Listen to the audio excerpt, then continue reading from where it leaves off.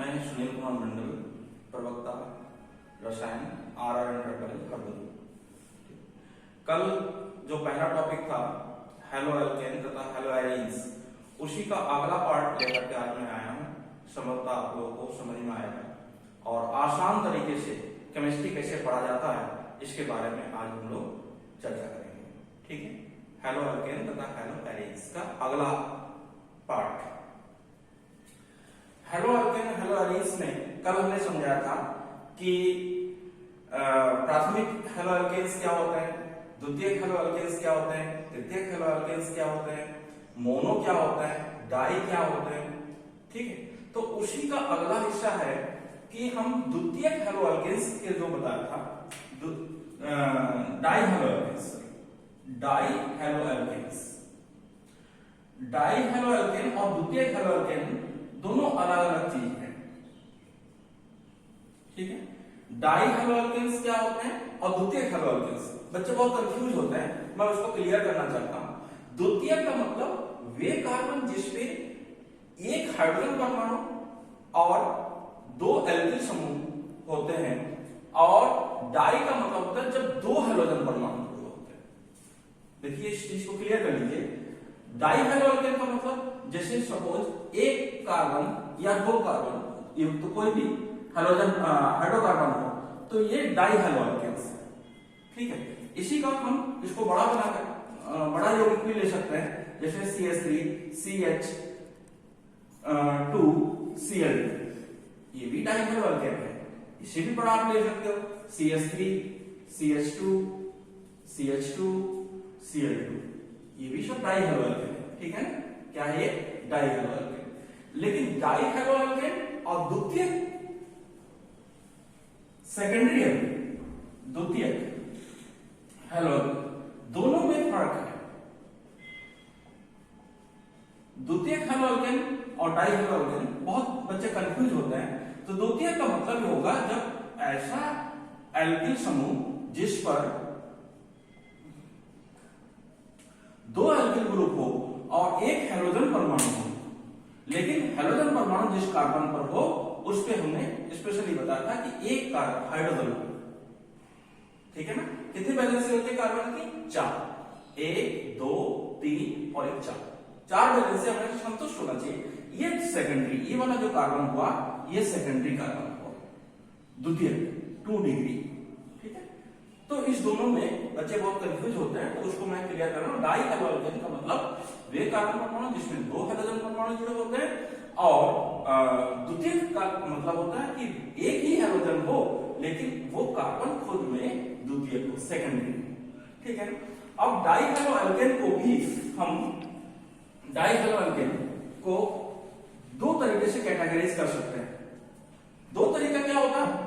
एक होता है विसिनल, विसिनल, विसिनल, इसको शॉर्ट में विस लिखते हैं। किसी की किताब में आप लोग देखोगे VIC लिखा होता है। विसिनल का मतलब होता है कि जब दो हाइड्रोजन परमाणु तो है लेकिन दोनों हाइड्रोजन परमाणु एडजेसेंट कार्बन यानी कि पड़ोस पड़ोस कार्बन, निकटवर्ती कार्बन पर जुड़े हुए हो। ठीक है ना, यही जो आप लोग देख रहे हो इसमें तो संभव नहीं है कि उसमें एक ही कार्बन है, यहाँ पे दो कार्बन है, यहाँ पे 3 कार्बन है। तो इसको हम डिफाइन कर सकते हैं। इसको किस तरीके से डिफाइन करेंगे? जैसे मान लो यहाँ पे CH3 CH2 Cl Cl2 है। अगर हम इसको इस हाइड्रोजन को, ये जो क्लोरीन है, इसको हम दोनों कार्बन पर, यहां पर और यहां, इस दोनों पर अगर हम इसको जोड़ दें तो ये बन जाएगा विसिनल। दोनों कार्बन पर 1,2 डाइक्लोरो एथेन, इसका नाम आयुर्वेद में निकल जाएगा 1,2 डाइक्लोरो एथेन। ठीक है ना, समझ में आया? 1,2 डाइक्लोरो एथेन, यानी कि इसको शॉर्ट में हम क्या कह सकते हैं? Vicinal dichloro ethane, vicinal dichloro ethane.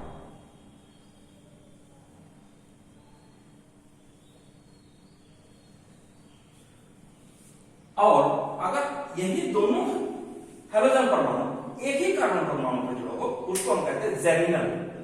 क्या कहेंगे? जेमिनल। जैसे यहां पे लिखा हुआ है तो ये इसी को हम जेमिनल जेमिनल इसको शॉर्ट में जेम लिखते हैं। तो जेम का मतलब होता है जब दोनों हेलोजन परमाणु एक ही कार्बन परमाणु पे जुड़ा हुआ हो, ठीक है, इसको हम क्या कहेंगे? जेमिनल। जेमिनल डाई हैलाइड, ठीक है।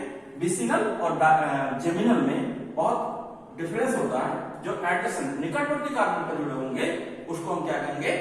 विसिनल। और जब एक ही कार्बन पर जुड़े होंगे, जैसे इसकी बात कर सकते हैं, जैसे यहां पे है तो यहां पर दोनों हेलोजन परमाणु एक ही कार्बन पर जुड़ा हुआ है तो उसको हम क्या कहेंगे? जेमिनल। लेकिन अगर यही कार्बन क्लोरीन अगर पड़ोस कार्बन पर CH3 अगर इस पे जोड़ेंगे तो एक क्लोरीन और यहां पर CH3 Cl। क्यों? क्योंकि कार्बन की बैलेंस ही आपको संतुष्ट करनी है, 1 2 3 4, ठीक है। और यहां पर आपको CH2 के बजाय एक CH3 करना पड़ा यहां पर ये, तो ये हो गया क्या? विसिनल। क्या हो गया? विसिनल। विसिनल डाइहैलाइड्स। क्या हो गया? विसिनल डाइहैलाइड्स। तो जेमिनल और विसिनल में आपको अंतर समझ में आ गया होगा।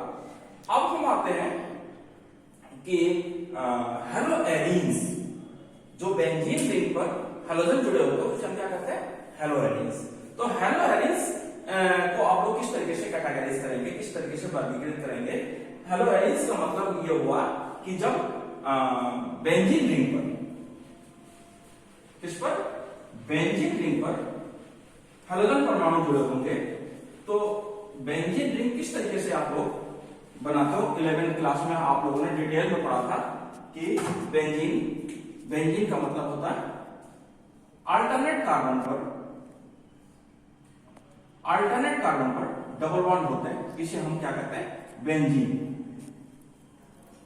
और बेंजीन रिंग युक्त यौगिक को हम एरोमेटिक यौगिक क्या कहते हैं? एरोमेटिक यौगिक। अब बेंजीन रिंग पर जब हेलोजन परमाणु जुड़े हो, ये हेलोजन परमाणु का संकेत होता है, तो हेलोजन परमाणु जब बेंजीन रिंग पर जुड़े होंगे तो इसको हम क्या कहेंगे? हेलोबेंजीन।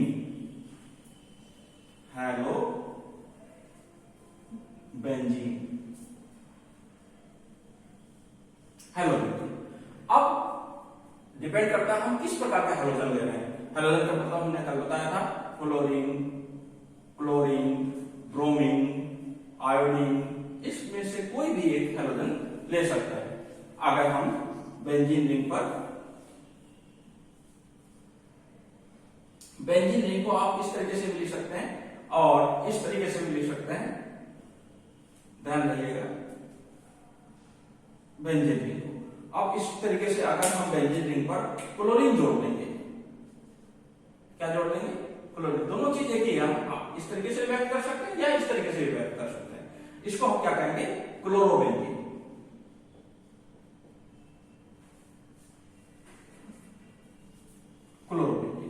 अगर हम बेंजीन रिंग पर ब्रोमीन जोड़ देंगे तो क्या हो जाएगा? Bromobenzene.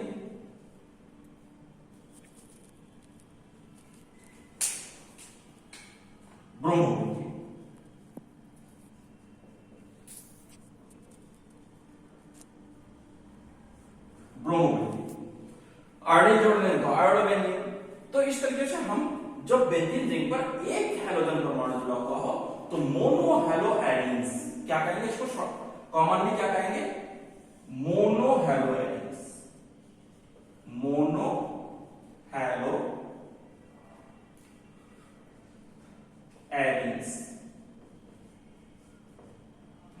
Haloarenes, okay, mono haloarenes.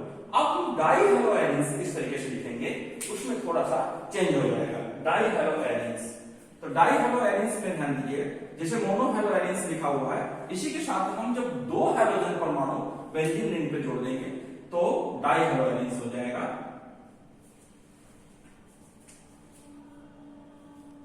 जैसे यहां पर ये मुख्य और उसके साथ में इसके जस्ट निकटवर्ती कार्बन, इसको ऑर्थोडॉक्स यानी ऑर्थो पोजीशन कहते हैं। यहां पर अगर हम जोड़ देंगे तो 1,2 डाई हेलो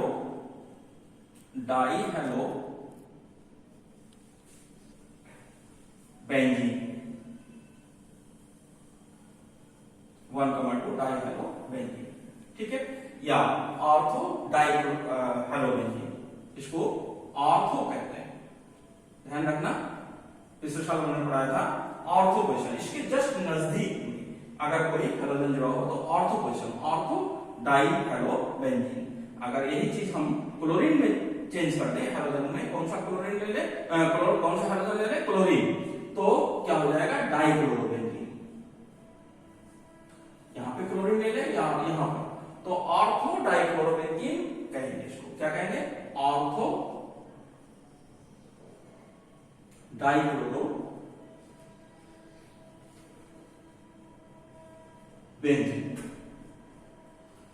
अगर हम क्लोरीन की पोजीशन इसके एक अल्टरनेट यानी एक कार्बन को छोड़कर अगले कार्बन जोड़ दें तो इस कार्बन को कहते हैं मेटा। क्या कहेंगे, मेटा डाइक्लोरोबेंजीन।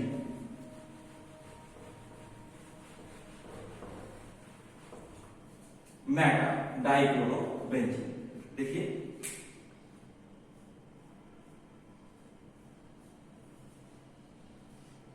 इस पोजीशन पर अगर जोड़ लेंगे तो इसको कहते हैं मेटा डाइक्लोरोबेंजीन।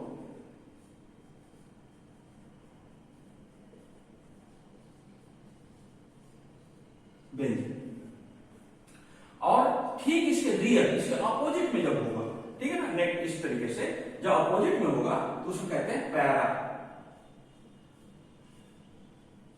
ये पैरा डाइक्लोरो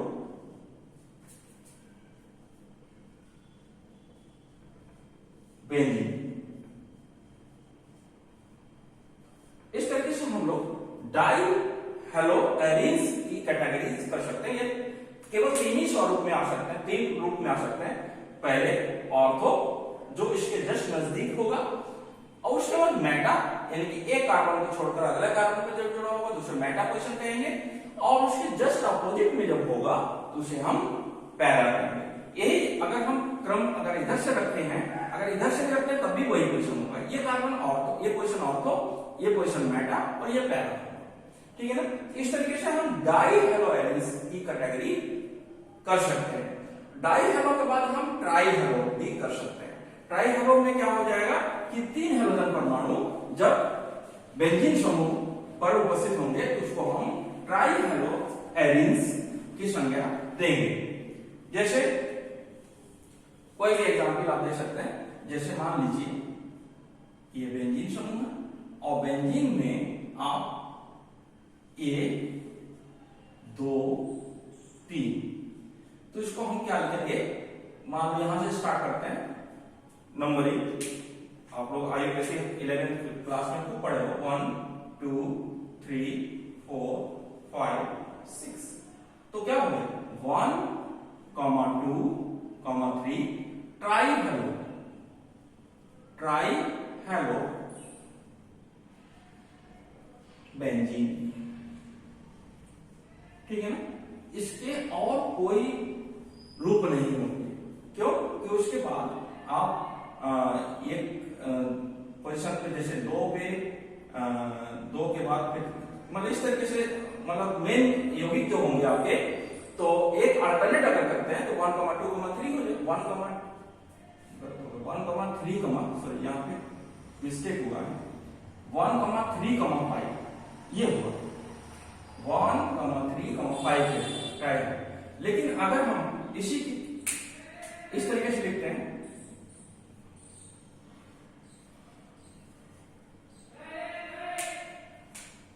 यहां पर लिखेंगे 1, 2, 3, तो क्या लिखेंगे 1, 2, 3 ट्राई हेलो बेंजीन, ठीक है ना। ये 1, 2, 3 इसमें अगर नंबरिंग डालेंगे तो नंबरिंग में 1, 2 3 कर सकते हैं। तो इस तरीके से हम ट्राई हेलो एरेंज के बाद हम आते हैं अब इसके निर्माण, हेलो एल्केन कैसे बनाया जाएगा। ठीक है, कैटेगरीज के बाद जब वर्गीकरण आप लोगों को समझ में आ गया होगा, वर्गीकरण का अगला स्टेप आता है कि हम लोग किस तरीके से हेलो एल्केन्स बनाएंगे। ठीक है ना, बहुत बड़ा टॉपिक है, ये चैप्टर भी बहुत बड़ा है, तो एक एक स्टेप वाइज हम लोग आगे बढ़ते जाएंगे। तो हेलो एल्केन बनाने की विधियां, हेलो एल्केन बनाने की विधियां।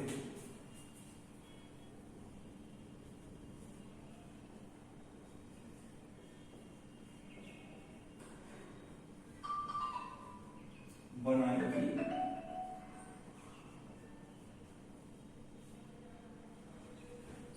विधियां,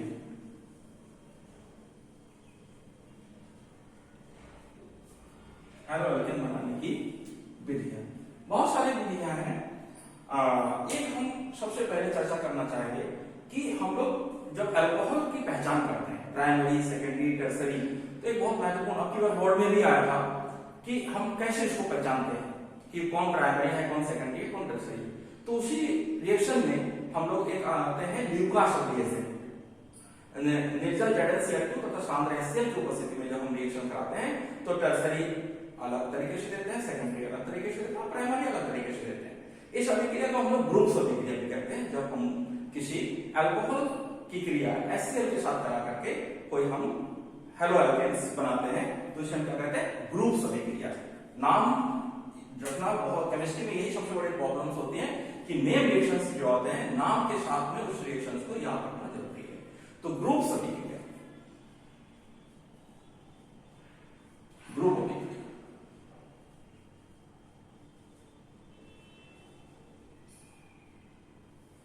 जब किसी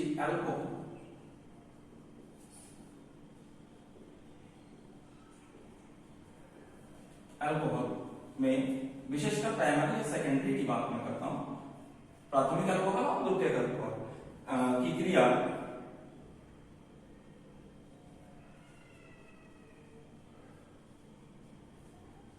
HCl तथा निर्जल ZnCl2 की उपस्थिति में कराते हैं तो प्राइमरी अल्कोहल के साथ में आपका हेलो एल्केन बनेगा। ठीक है,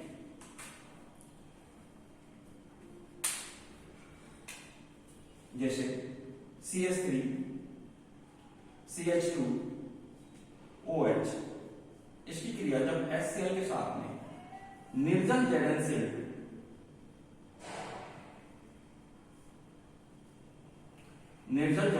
की उपस्थिति में कराएंगे तो क्या बनेगा, ये अल्कोहल समूह हट जाएगा और Cl समूह उसमें जुड़ जाएगा, CH3 CH2 Cl plus H2। इस अभिक्रिया को हम क्या कहेंगे, ग्रुप्स अभिक्रिया। ठीक है, ये नाम लिखकर के भी कभी कभी पूछा जाता या रिएक्शन देकर के पूछा जाता, या आप ल्यूकास रिएजेंट में जब हम प्राइमरी सेकेंडरी टर्सरी की पहचान करेंगे तब भी इस प्रकार की रिएक्शन करेंगे। और ये तो प्राइमरी अल्कोहल हुआ। प्राइमरी का मतलब हमने कल समझा दिया था कि जब जिस कार्बन पर एक अल्कोहल समूह या कोई क्रियात्मक समूह होंगे और दो हाइड्रोजन होंगे तो वो प्राथमिक अल्कोहल होंगे। लेकिन अगर यही रिएक्शन हम सेकेंडरी अल्कोहल में कराते हैं तब भी इसी प्रकार की अभिक्रिया देंगे। ये सेकेंडरी कार्बन हो गया, ये वाला कार्बन क्या हो गया, सेकेंडरी कार्बन। देखिए ये वाला कार्बन, ठीक, सेकेंडरी कार्बन। तो सेकेंडरी कार्बन की अगर क्रिया हम इसी के साथ करेंगे, सांद्र HCl और निर्जल ZnCl2 की क्रिया कराएंगे तो ये अल्कोहल समूह ये इसके द्वारा रिप्लेस हो जाएगा हैलोजन के द्वारा। तो क्या बन जाएगा, CH3 CH Cl CH3 plus H2। तो ये मोनो हेलो एल्केन्स बन गया। मोनो हेलो एल्केन्स में क्या, इसका नाम है एथिल क्लोराइड।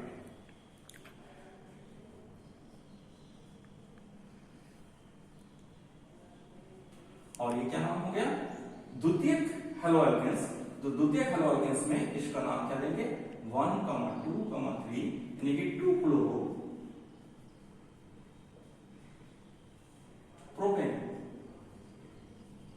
अगर हम इसका सामान्य नाम देते हैं तो आइसोप्रोपिल क्लोराइड, आइसोप्रोपिल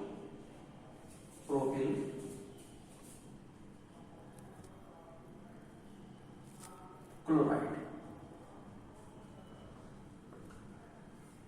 हमेशा दोनों नाम को एक साथ लेके चलो, ट्राइबल नेम यानी कि आइसोप्रोपिल क्लोराइड और आईयूपीएसी नेम 2 क्लोरोप्रोपेन। तो आइसो का मतलब, आइसो नियो की आपको समझना चाहिए था। आइसो का मतलब होता है सेकेंडरी कार्बन को हम आइसो कहते हैं, यानी कि जिस कार्बन पर कोई क्रियात्मक समूह हो उसके साथ में अगर 2 अल्किल समूह जुड़े हुए हो। क्लियर? कि जिस कार्बन पर हैलोजन, कोई भी क्रियात्मक समूह, जब हम यहाँ पे हैलोजन की बात करें तो हैलोजन होगा, तो हैलोजन परमाणु जिस कार्बन पर हो उसके साथ में 2 अल्किल ग्रुप अगर जुड़े होंगे तो हम उसको आइसो कहेंगे। और नियो का होता है कि जिस कार्बन पर क्रियात्मक समूह जुड़े होते हैं उसके 3 अल्किल समूह जुड़े होते हैं, उसको हम नियो कहते हैं। तो आइसो नियो, आइसो को द्वितीयक और नियो को तृतीयक। इस तरीके से हम लोग आइसो यानी कि ट्राइबल सिस्टम को भी जानकारी रखना होगा, क्योंकि जब नाम पूछा जाता है तो दोनों तरीके से पूछ सकते हैं। तो एक अगर जानकारी होगी दूसरी नहीं होगी तो हम लोग उसमें कंफ्यूज हो सकते हैं। ठीक है, तो आपको प्राइमरी, सेकेंडरी और टर्सरी तो बहुत तेजी से क्लियर कर देता है। टर्सरी में जब हम किसी हैलोजन युक्त, यहां पर तो अल्कोहल की बात कर रहे हैं, तो अल्कोहल युक्त यौगिक की क्रिया जब HCl के साथ में, ये रिएक्शन सबसे तेजी के साथ होता है, निर्जल ZnCl2 की उपस्थिति में होगा, तो क्या बनेगा, CH3, ये वाला समूह हट जाएगा, ये जुड़ जाएगा, तो CH3, CH, H नहीं रहेगा यहाँ पे क्योंकि तृतीय कार्बन है, यहाँ पे Cl है, CH3, तो तृतीय एल्किल हैलाइड बन जाएगा और इसमें H2 बन जाएगा। उसके बाद हम सेकंड रिएक्शन पे आते हैं बनाने की विधियों में। सेकंड रिएक्शन है डार्जन। अभी 2-3 साल पहले बोर्ड में भी आया था डार्जन। कौन सा विक्रिया है, डार्जन। डार्जन अभिक्रिया में क्या होता है कि जब हम किसी अल्कोहल की क्रिया associate thionyl chloride, SOCl2 thionyl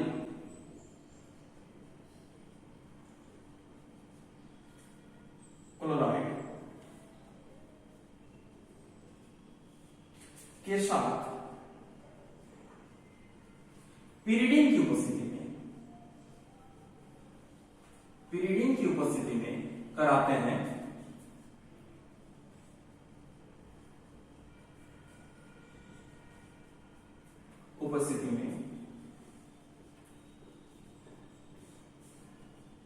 हैं तो एल्किल हैलाइड प्राप्त होता है। हैलाइड प्राप्त होंगे।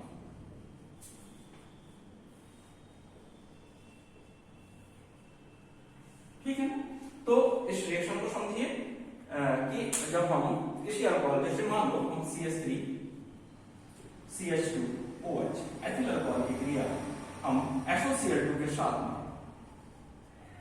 पिरिडीन की उपस्थिति, पिरिडीन को शॉर्ट में PY लिख देते हैं, C5H5N पिरिडीन, तो पिरिडीन के साथ में कराते हैं तो बहुत सिंपल है, यहाँ पे CH3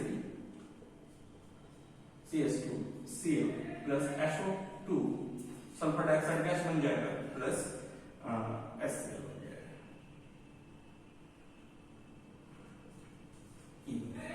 तो इस अभिक्रिया को हम कहते हैं डार्जन अभिक्रिया।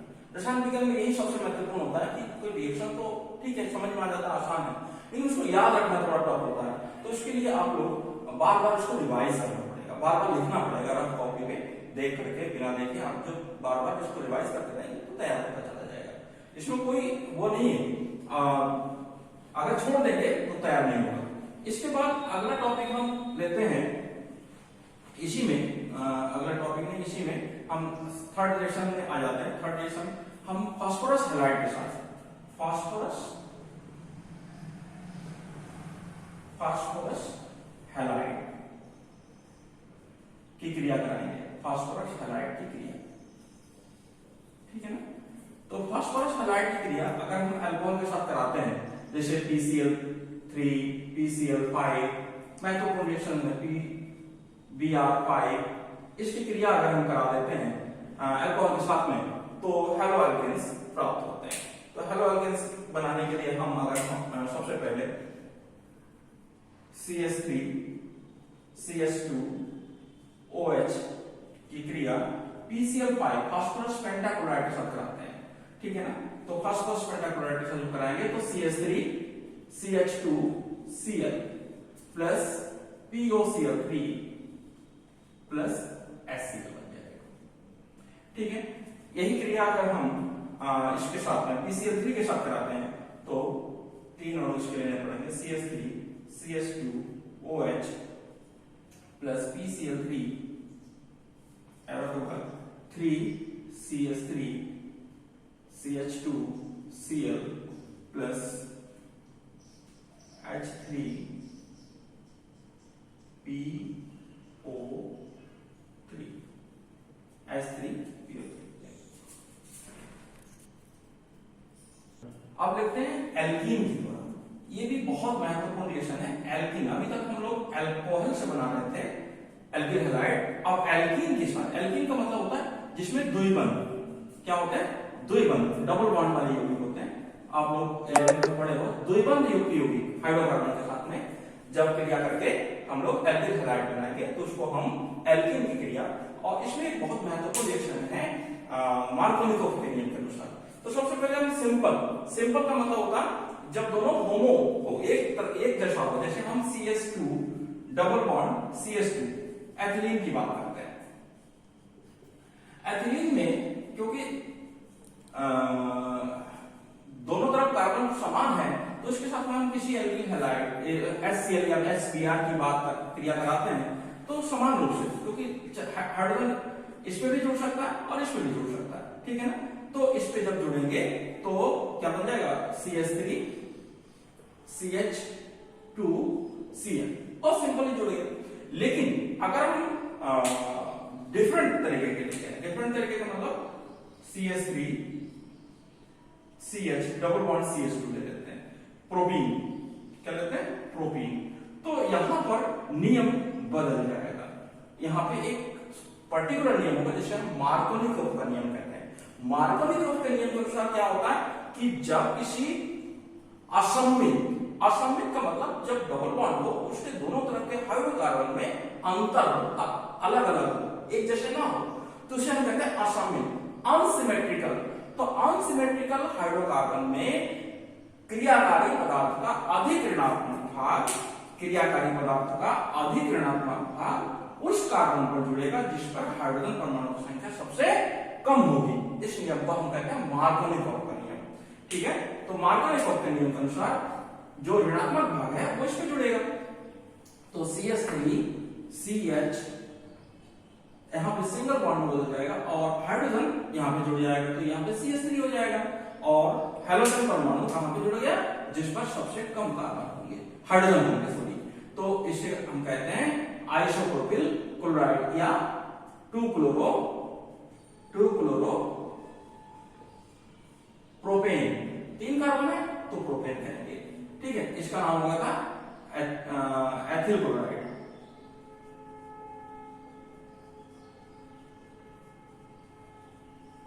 इस पे और चर्चा करेंगे हम कल, क्योंकि एक बड़ा टॉपिक है, इसको हम मैकेनिज्म दे करके, इसकी क्रियाविधि दे करके कल हम फिर समझाएंगे।